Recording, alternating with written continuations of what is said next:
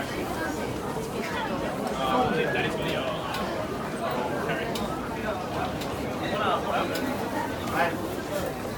bought it off a different company that doesn't use.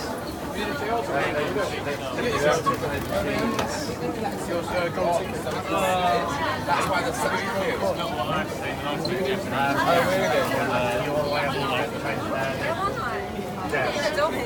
No, like that.